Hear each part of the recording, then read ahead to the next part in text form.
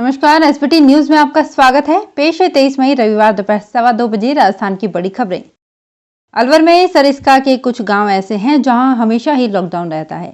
यही कारण है कि यहां के क्रास्का और हरिपुरा सहित 6 से 7 छोटे छोटे गांव और ढाणियों में अब तक कोरोना का एक भी केस सामने नहीं आया है।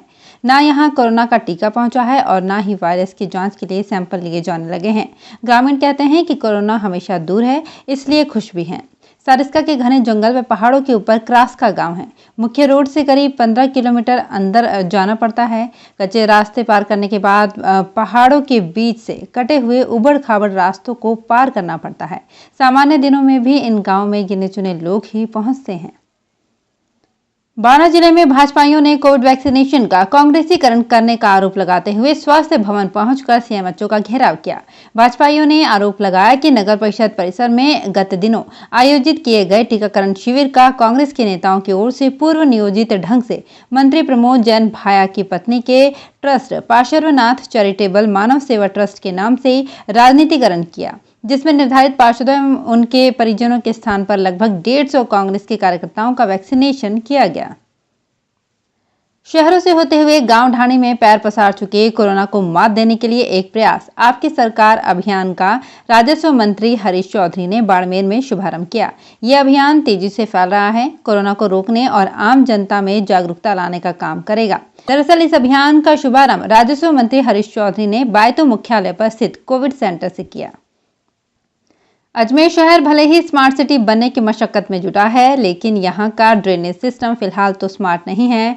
आरएसआरडीसी, स्मार्ट सिटी प्रोजेक्ट, पीडब्ल्यूडी और अन्य महकमों की फौज के पास शहर की बदहाल ड्रेनेज व्यवस्था को सुधारने का कोई समाधान नहीं है। बरसात के पानी को शहर की प्रमुख सड़कों चौराहों पर भरने से रोकने की कोई तकनीक नहीं है, जबकि शहर में 40 साल पहले तक बड़े और छोटे नालों से पानी निकासी की कारगर व्यवस्था थी। हालांकि इनमें से कई अतिक्रमण की भेंट चढ़ गए हैं। प्रतापगढ़ में मानसून को देखते हुए मवेशियों में मौसमी बीमारियों की आशंका को लेकर पशुपालन विभाग सावचेत हो गया है। इसे लेकर मानसून से पहले ही पशुओं का टीकाकरण किया जाएगा। इसके लिए विभाग की ओर से तैयारियां शुरू कर दी गई है। गौरतलब है कि मवेशियों में मानसून के दौरान गलघोटू, लंगड़ा बुखार और फड़कियां रोगों की काफी आशंका रहती है। हर वर्ष जिले में कई इलाकों में मवेशियों में इस प्रकार की बीमारियां होती है, जिससे कई बार मवेशी काल का ग्रास भी बन जाते हैं। ऐसे में विभाग की ओर से हर वर्ष मानसून से पहले टीकाकरण किया जाता है, लेकिन इस बार कोरोना के कारण अभी टीकाकरण शुरू नहीं हो पाया है।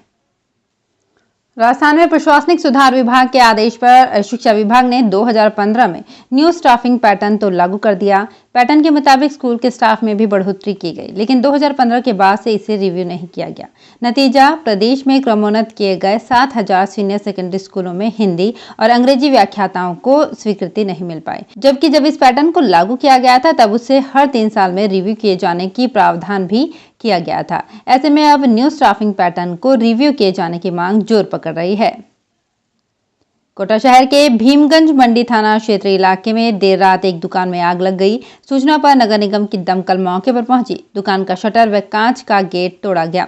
आधे घंटे की कड़ी मशक्कत के बाद आग पर काबू पा लिया गया। इस दौरान अग्निशमन दस्ते ने मकान में रह रहे लोगों को पड़ोस वाले मकान की छत के सहारे नीचे उतारा। आग लगने से दुकान का फर्नीचर, 4 वीडियो गेम की मशीन सहित अन्य सामान जल गया।